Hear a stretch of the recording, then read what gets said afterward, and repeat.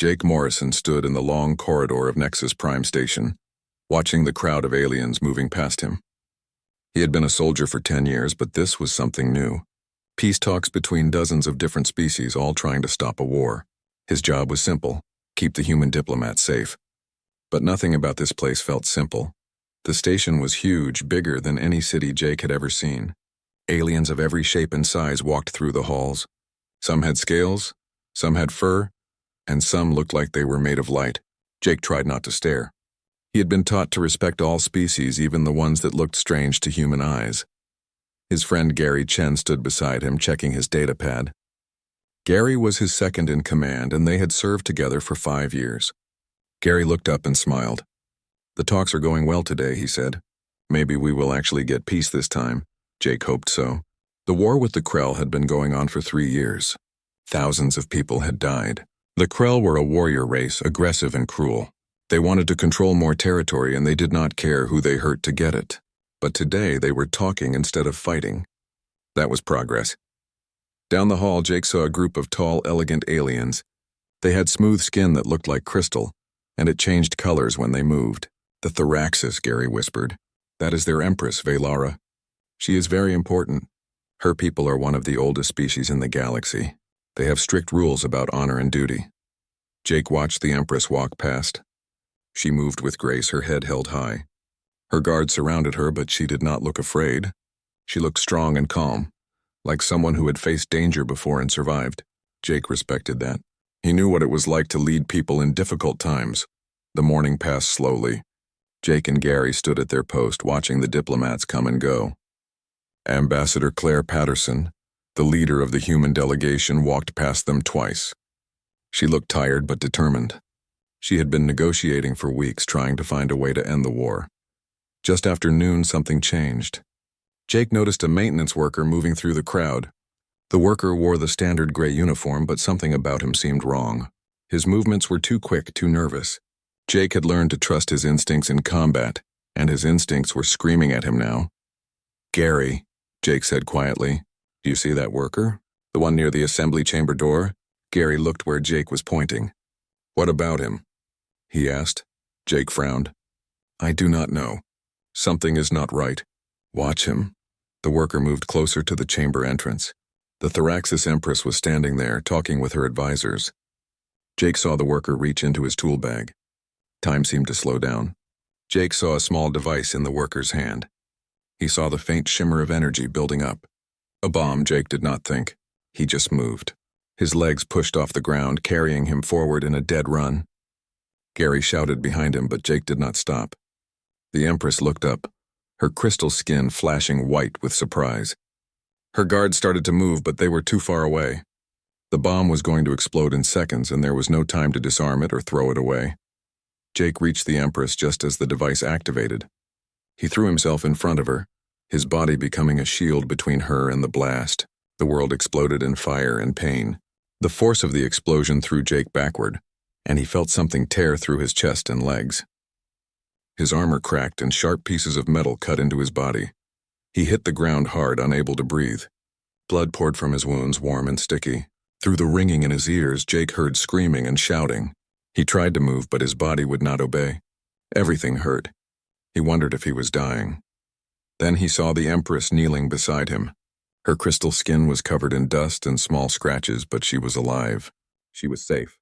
Jake tried to smile, but it hurt too much. He had done his job. That was all that mattered. The Empress looked down at him with wide eyes. Her skin changed colors rapidly, shifting from white to purple to deep red. She reached out and touched his face with her hand.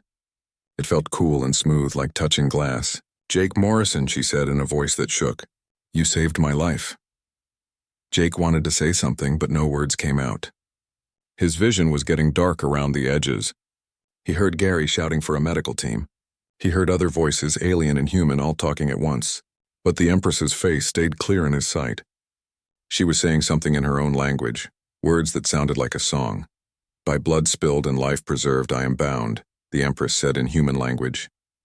"The debt is witnessed." Other Thoraxis voices echoed her words, making them official and sacred. Jake did not understand what it meant, but he could see that it was important. The Empress looked like she was taking an oath. Medical teams arrived with equipment that looked nothing like human medicine. They moved quickly, scanning Jake's body with blue light. One of them, a being with 6 arms and kind eyes, injected something into Jake's neck. The pain started to fade, replaced by a strange floating feeling. "You will survive," the medic said. "We have the technology to heal these wounds, but you will need time to recover." Jake felt relief wash over him. He was not going to die today. The Empress was still holding his hand, her red skin glowing softly. "Stay with us, Jake Morrison," she said. "You have my word that you will be cared for." As they lifted Jake onto a floating stretcher, he caught a glimpse of the scene around him. Security forces had captured the bomber. The fake maintenance worker was actually a Krell agent, sent to kill the Empress and destroy the peace talks. If Jake had not acted, the assassin would have succeeded. The war would have continued, maybe forever. Gary walked beside the stretcher, his face pale with worry. "You crazy idiot," he said, but his voice was gentle. "You could have died." Jake managed a weak smile. "Had to do something," he whispered. "Could not just watch." Gary shook his head, but he was smiling too. "That is what makes you a good man," he said. The Empress followed them to the medical bay, refusing to leave even when her advisors tried to pull her away. She stood by Jake's side as the doctors worked on him, her presence somehow comforting. Jake drifted in and out of consciousness, but every time he opened his eyes, she was there, watching over him like a guardian. In the hours that followed, as medicines and machines kept Jake alive, word of what happened spread through the station. A human soldier had thrown himself in front of a bomb to save an alien Empress. He had not hesitated, had not thought about the cost. He had simply acted to protect someone in danger. To many species, this seemed foolish, but to the Thraxis, it was the highest form of honor. And to humans who heard the story, it was just Jake being Jake, doing what was right no matter the risk. As Jake finally fell into a deep, healing sleep, he did not know that his life had changed forever. He did not know about the ancient tradition of life debts, or what it meant when a Thraxis Empress declared herself bound to someone. He only knew that he had saved a life, and that somehow everything was going to be different now. Jake woke up 3 days later in a room that looked nothing like a human hospital. The walls were smooth and curved, glowing with soft blue light. Strange machines surrounded his bed, humming quietly as they monitored his body. For a moment, Jake panicked, not remembering where he was.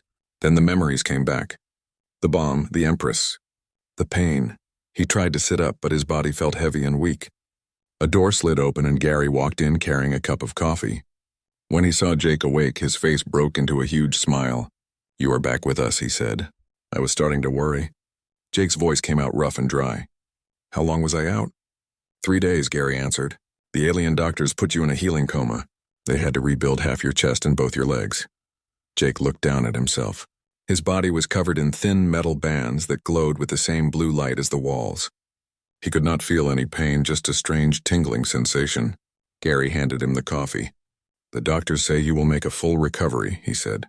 "But you will have some cybernetic parts now. Your bones needed reinforcement, and some of your organs were too damaged to heal naturally."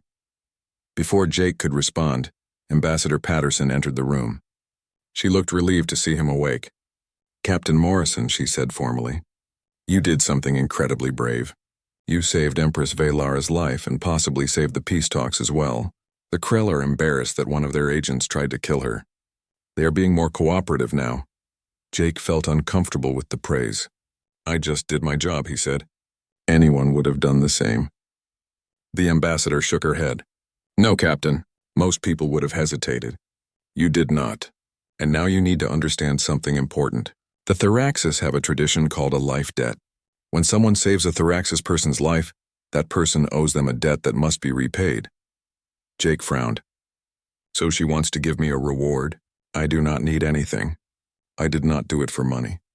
The ambassador sat down in a chair beside his bed. "It is more complicated than that," she explained. "In Thraxis culture, a life debt is sacred. The Empress is bound to you by honor. Until she repays the debt, she considers herself in your service.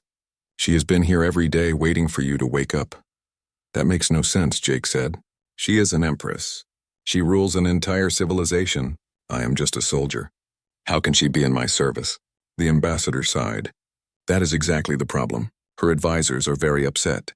Some of them think she should step down as Empress because of this debt.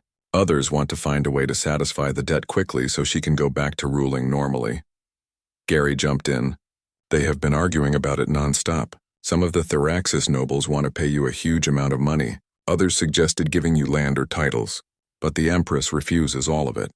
She says those things would not be a true repayment. She wants to understand why you saved her before she decides how to repay the debt.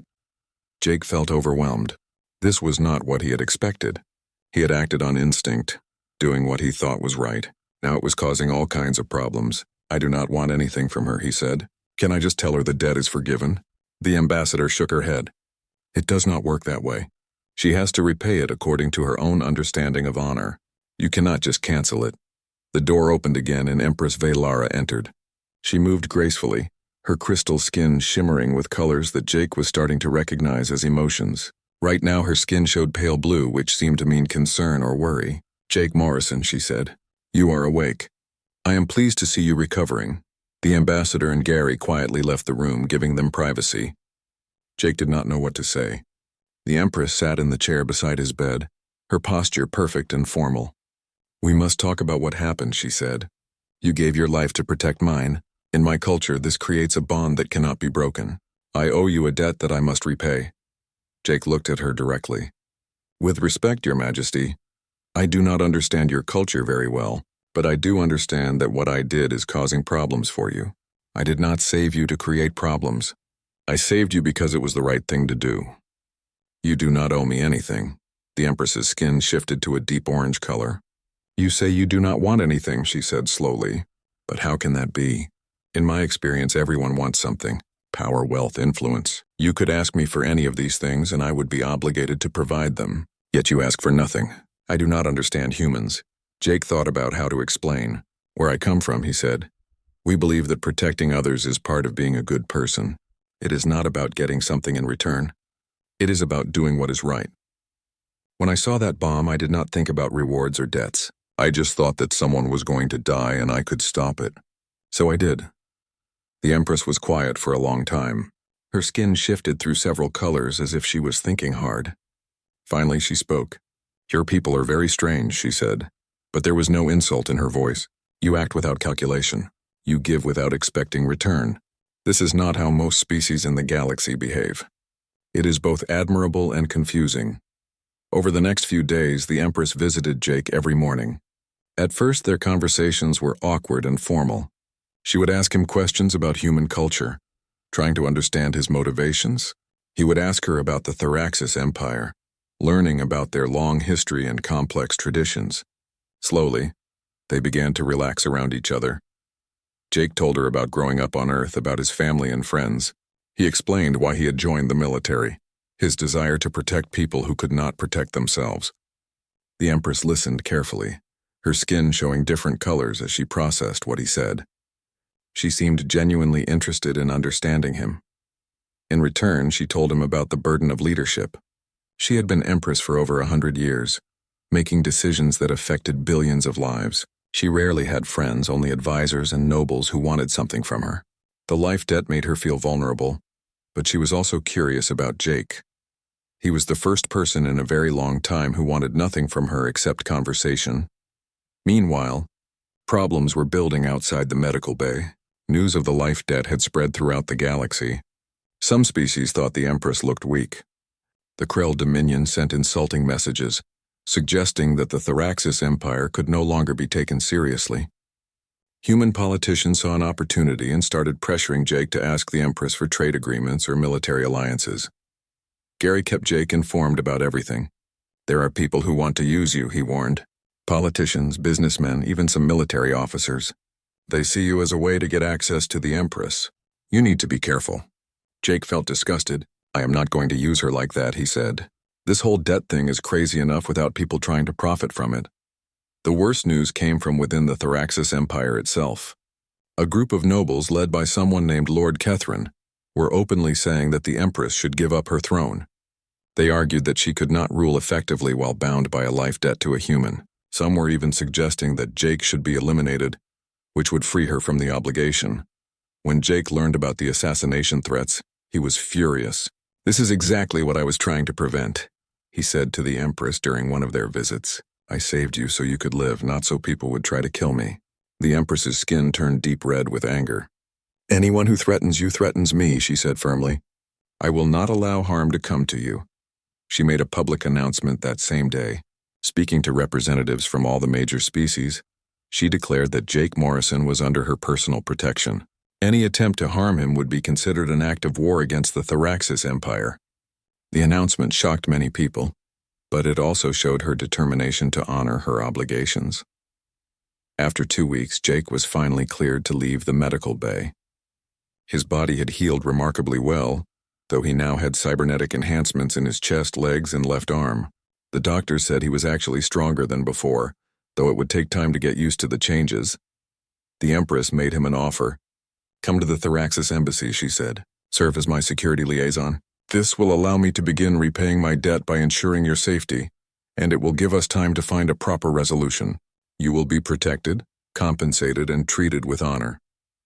Jake thought about it carefully. He did not want to take advantage of the situation, but he also recognized the danger he was in.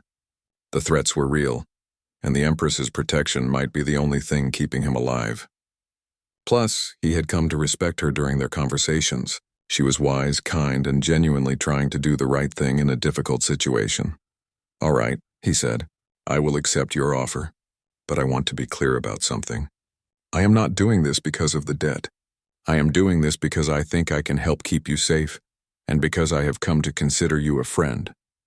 The Empress's skin shifted to a warm golden color, which Jake had learned meant happiness. Then we are in agreement, she said. Let us move forward together. Jake's first week at the Thraxis embassy was unlike anything he had experienced before. The building itself was a work of art, with walls that seemed to be made of colored glass and light.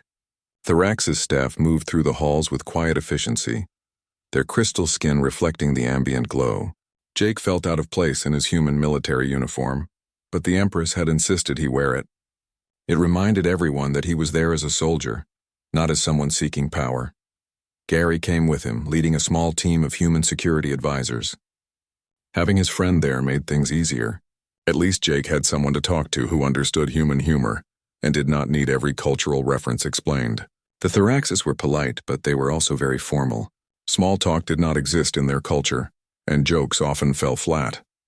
On his 6th day at the embassy, Jake woke up to alarms blaring through the building. He grabbed his weapon and ran into the hallway, his cybernetic legs carrying him faster than they ever had before. Gary met him at the intersection, already armed and alert. We have intruders, Gary said. 3 of them. They got past the outer security somehow. Jake's training took over. He moved through the embassy with purpose, coordinating with the Thraxis guards through his comlink. The intruders were professional, armed with advanced weapons and moving toward the residential wing where the Empress slept. Jake realized with cold certainty that they were coming for him, not her. If they killed him, the life debt would be broken. The first assassin appeared at the end of a long corridor. Jake did not hesitate. He fired 3 quick shots and the intruder went down. The second assassin came from above, dropping from a ventilation shaft. Gary shot him before he could raise his weapon. The third was the most dangerous, appearing suddenly from a side room with a blade that hummed with energy. Jake barely dodged the first swing. The blade cut through the wall behind him like it was paper. He rolled to the side and came up firing, but the assassin was fast, wearing armor that absorbed the shots. They fought hand-to-hand, and Jake quickly realized his opponent was stronger and more skilled. Only his new cybernetic enhancements kept him in the fight. Then the Thraxis guards arrived, 6 of them moving in perfect coordination. Their weapons fired beams of concentrated light that finally penetrated the assassin's armor. The intruder fell and the fight was over. Jake stood there breathing hard, his heart pounding. That was too close, Gary said, checking Jake for injuries. They almost got you. The Empress arrived moments later, her skin flashing with anger and worry. She looked at Jake, then at the dead assassins, and her expression became cold and hard. Bring me their identification, she commanded. I want to know who sent them. The answer came quickly. All 3 assassins were Thraxis citizens, hired by Lord Kethrin and several other nobles who opposed the life debt. Jake expected the Empress to order their execution. That was what would happen in human military justice for treason. But she surprised him. She called a formal tribunal. and had the conspirators brought before her. Lord Kethrin stood proud and defiant, showing no remorse. "You dishonor us all," he told the Empress. "This human has made you weak. You should have let him die in the explosion." The Empress's skin turned pure white, a color Jake had never seen before. It seemed to mean absolute fury held under control. "You speak of honor," she said quietly, "but you know nothing of it. Honor is keeping your word even when it is difficult. Honor is valuing a life that was given to protect yours. You tried to murder someone under my protection. That is not honor. That is cowardice."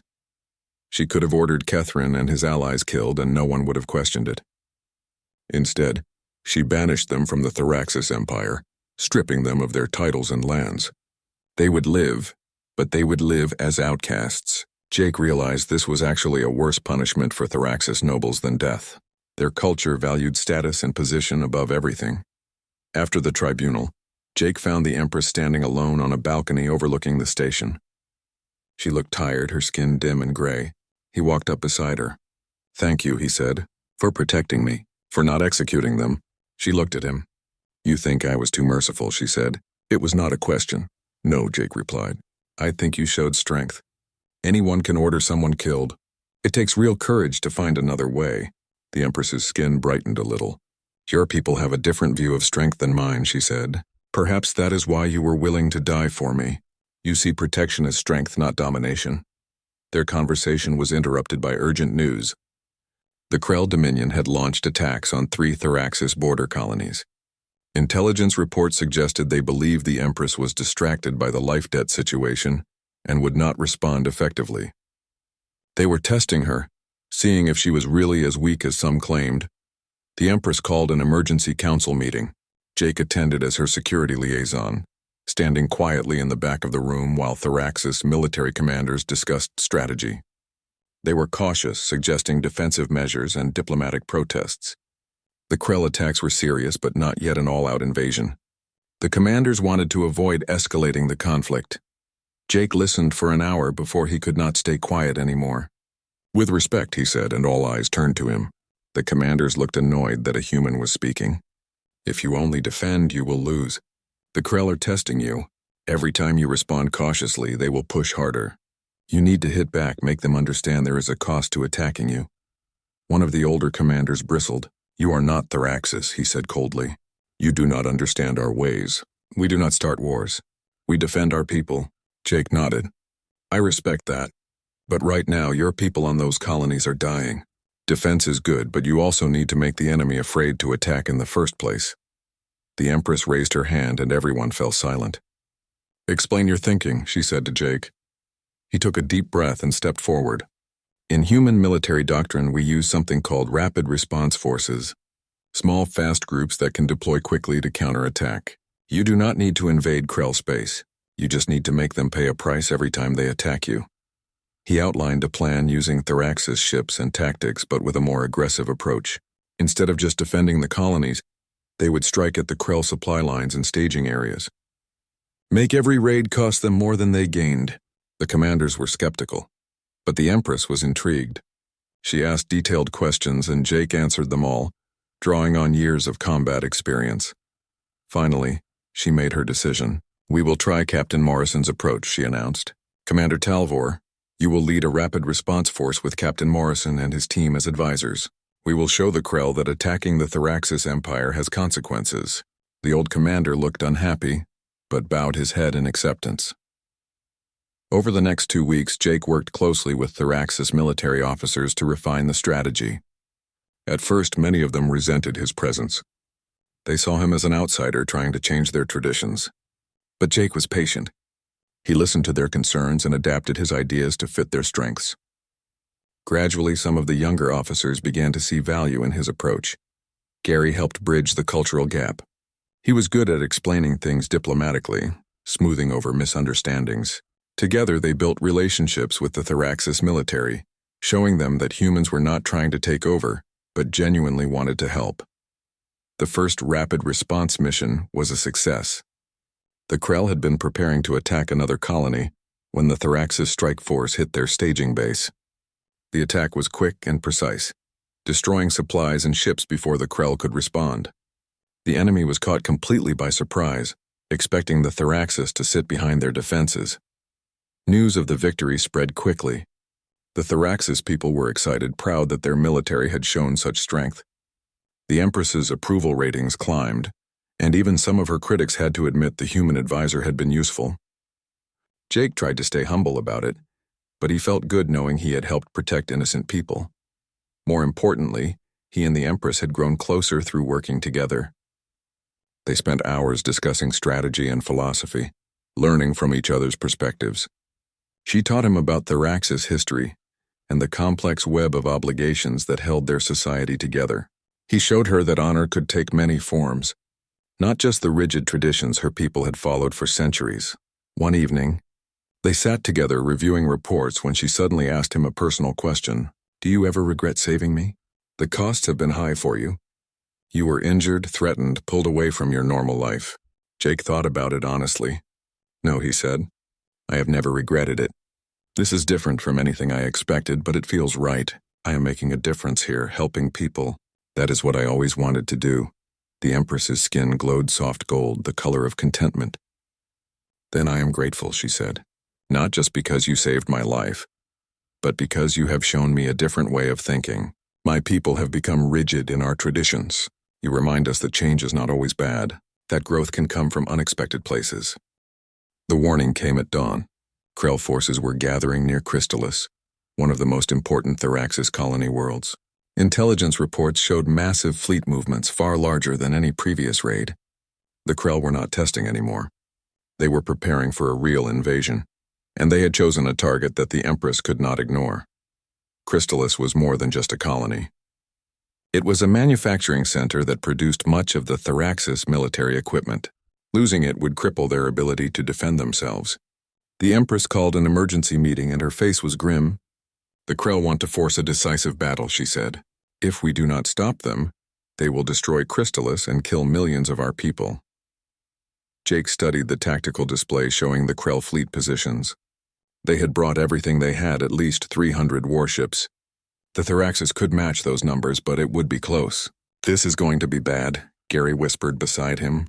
Jake nodded grimly. The biggest space battle in decades was about to happen, and they were going to be in the middle of it. The Empress announced she would lead the fleet personally. Her advisors protested, saying it was too dangerous, but she refused to listen. "My people need to see that I am willing to fight for them," she said. "I will not hide while they risk their lives." Jake understood her reasoning, but it made his job much harder. He was supposed to keep her safe, and she was flying into the most dangerous battle of the war. The Thraxis fleet assembled quickly, hundreds of ships gathering in formation. Jake and Gary were assigned to a fast cruiser as part of the rapid response force they had helped create. Their job was to disrupt enemy formations and create opportunities for the main fleet. It was dangerous work, but Jake welcomed the clarity of combat. No politics, no cultural confusion, just clear objectives and tactics. The journey to Crystallis took 2 days. During that time, Jake spent hours reviewing battle plans with Thraxis commanders. He also talked with the Empress every evening, their conversations ranging from strategy to personal fears. She admitted she was afraid of failing her people. Jake admitted he was afraid of letting her down. These honest exchanges brought them even closer together. When they arrived at Crystallis, the Krell fleet was already attacking. The colony's orbital defenses were holding, but barely. Krell ships hammered the shields with endless firepower, slowly wearing them down. The Empress's flagship, a massive vessel called the Dawn of Honor, took position at the center of the Thraxis formation. "All ships," she broadcast. "For our people, for our future, attack."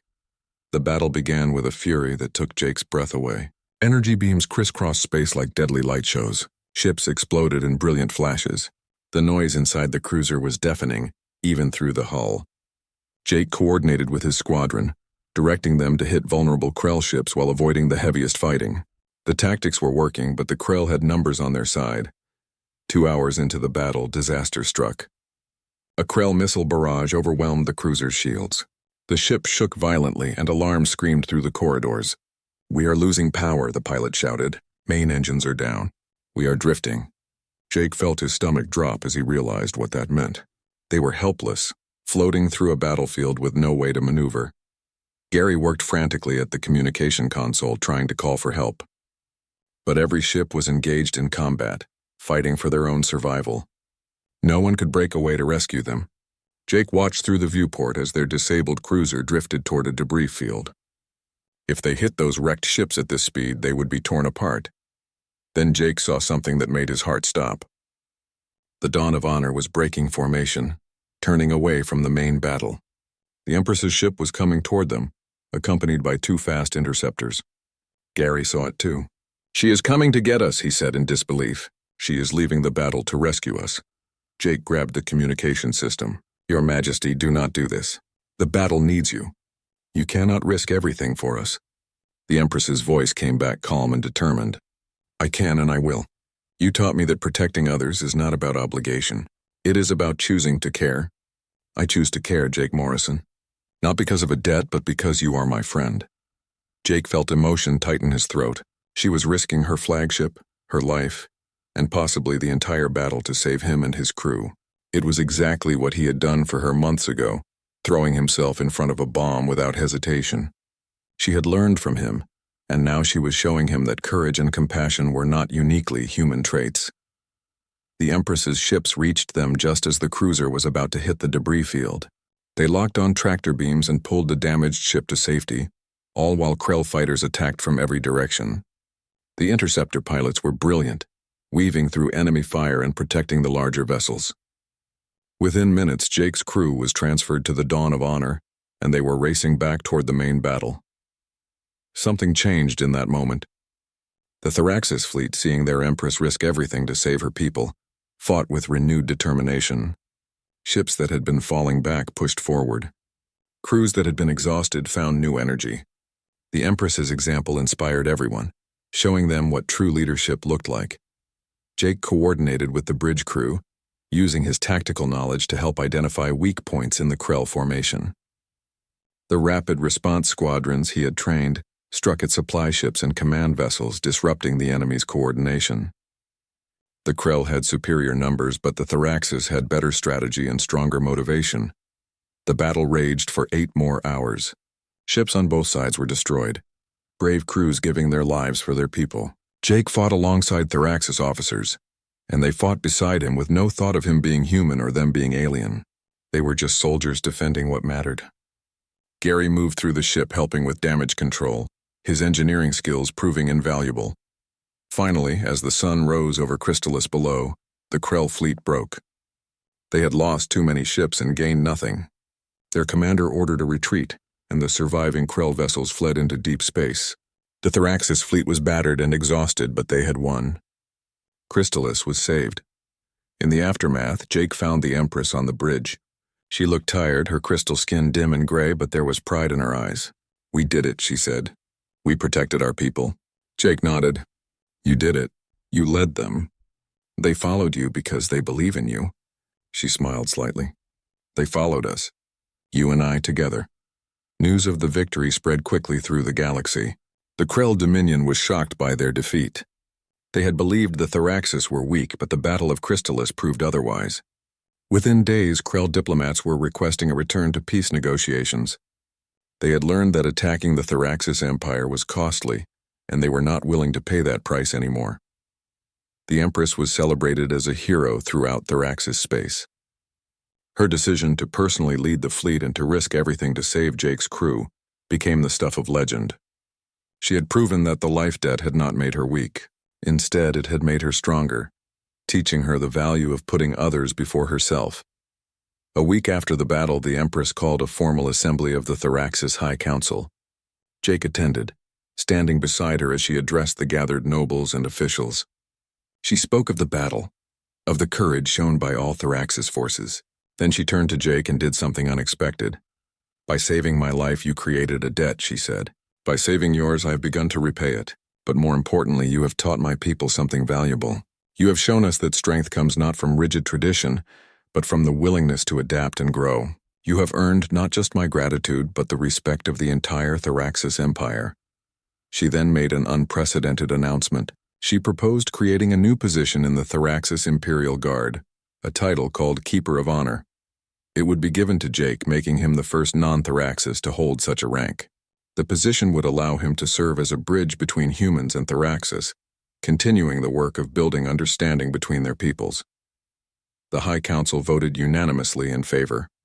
Even the nobles who had opposed the life debt could not argue against Jake's contributions. He had helped win a war, saved countless lives, and proven that cooperation between species was possible.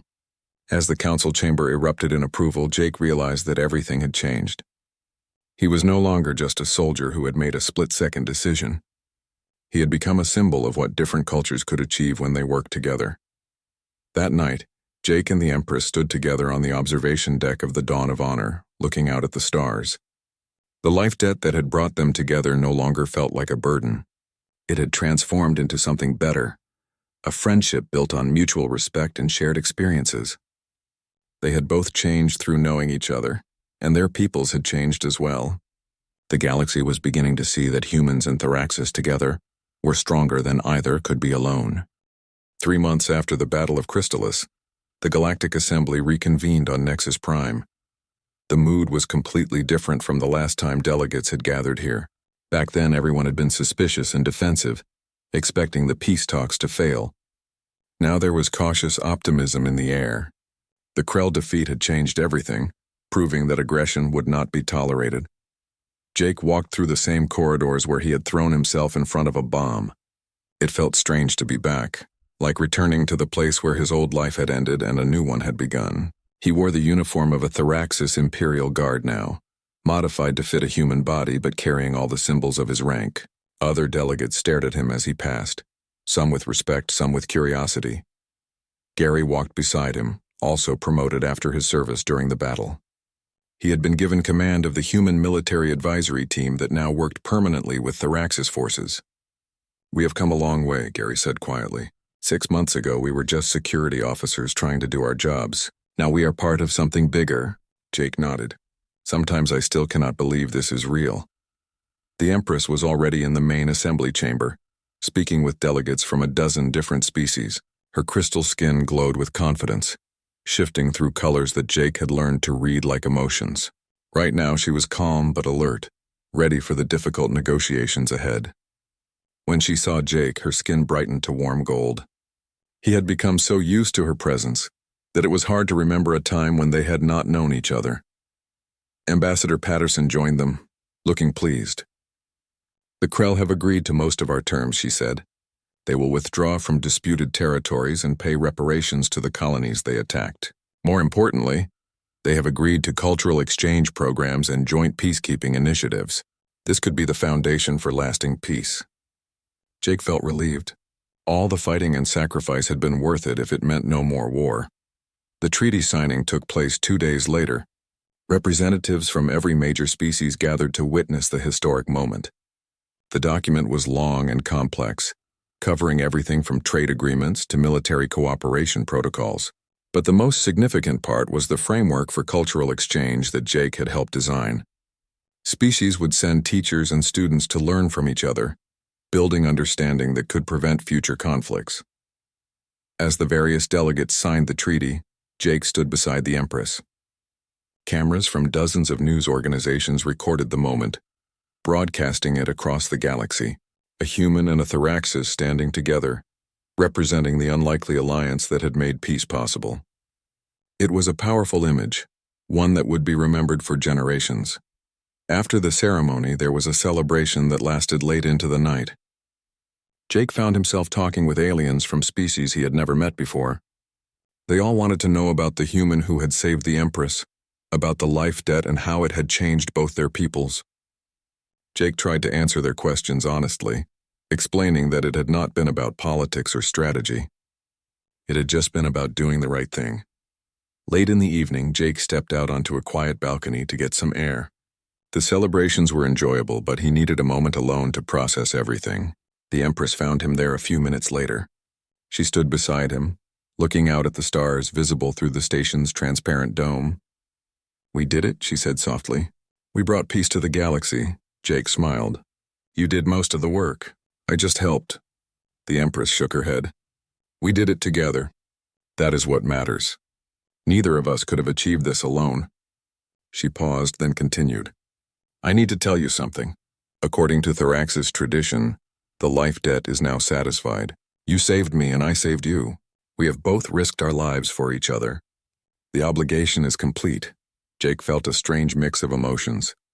Part of him was relieved that the formal obligation was over, but another part felt almost sad. The life debt had brought them together, had given him purpose and direction. What happens now, he asked. The Empress's skin shifted to soft blue. Now you are free to choose your own path. You can return to Earth or stay with the Thoraxis or do anything else you wish. The choice is yours.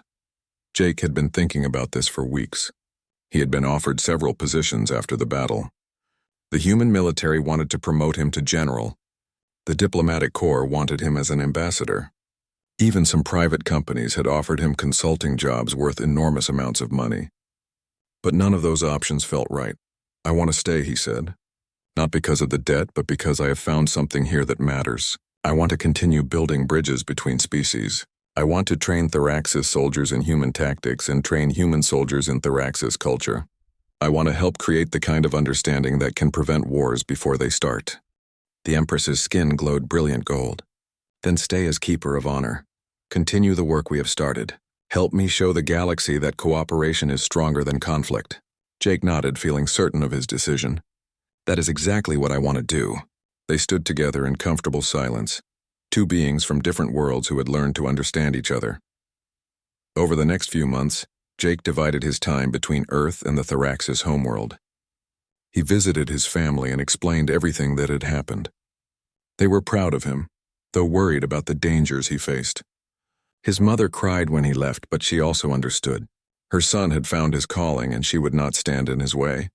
The Thoraxis homeworld was beautiful beyond anything Jake had imagined. The capital city was built from crystal structures that caught the light of 3 suns, creating rainbows that danced through the air. The people were welcoming now, no longer seeing him as an outsider but as someone who had earned his place among them.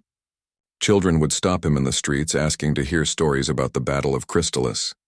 Gary joined him permanently, bringing his own family to live on the Thoraxis homeworld. Together they established a training center where humans and Thoraxis could learn from each other. The program was so successful that other species asked to join. Within a year there were students from a dozen different civilizations, all learning to work together. The story of Jake and the Empress became famous throughout the galaxy. It was taught in schools as an example of courage and cultural understanding. Military academies studied the tactics they had developed together. Diplomats analyzed how they had bridged the gap between such different societies. But for Jake, it was never about fame or recognition. It was about the friendships he had built and the lives he had helped protect. 5 years after the treaty was signed, Jake stood with the Empress on the same balcony where they had first talked about the life debt being satisfied. The view was different now, overlooking the Thoraxis capital instead of a space station, but the feeling was similar. A moment of quiet reflection after years of hard work. Do you ever regret it? The Empress asked. Throwing yourself in front of that explosion? Jake thought about everything that had happened since that moment. The pain, the challenges, the cultural confusion, but also the friendships, the victories, the knowledge that he had helped change the galaxy for the better. Not for a second, he replied. Best decision I ever made. The Empress's skin shifted to warm gold, the color Jake associated with her happiness. Then the debt is truly satisfied, she said. Not through obligation, but through friendship freely given. Jake smiled. There never was a debt. Just 2 people learning to understand each other. And through that understanding, showing others what was possible. As the sun set over the crystal city, casting long shadows and brilliant light, they stood together in comfortable silence. A human soldier and an alien empress, no longer bound by ancient traditions but connected by something much stronger. They had proven that honor and courage existed in all species, that friendship could cross any divide, that the best of humanity was not uniquely human at all, but something universal that waited to be discovered. The galaxy had changed because one person had chosen to act without thought of reward, and another had chosen to honor her traditions while remaining open to new ideas. Together, they had built something that would last far longer than either of their lives, a foundation of understanding and cooperation that would help prevent future wars and bring species together. Years later, historians would write about this period as a turning point in galactic history, the moment when the different species truly began to see each other as equals rather than competitors. when cooperation replaced conflict as the default response to differences. And at the heart of that change was a simple story about a soldier who threw himself in front of a bomb, and an empress who learned that true strength comes from caring about others. Jake Morrison continued his work for decades, training new generations of soldiers and diplomats. He never sought glory or power, content to do his job and know that he was making a difference. The Empress remained a close friend until the end of her long life. And when she finally passed, Jake was there beside her, holding her hand as her crystal skin faded to clear glass. At her funeral, beings from hundreds of species gathered to pay their respects. They mourned a great leader, but they also celebrated what she had accomplished. And they honored the human who had shown them all that the instinct to protect, to sacrifice, to build connections across differences was not limited to any one species. It was something that lived in all of them, waiting to be awakened. The cultural exchange programs that Jake and the Empress had started continued to grow. Within a generation, it was normal for young beings from different species to study together, to form friendships, to see past their physical differences to the common values they shared. Wars became rare, not because of military power, but because people understood each other too well to want to fight. When Jake finally retired, old and content, he looked back on his life with satisfaction. He had started as a simple soldier trying to do his job.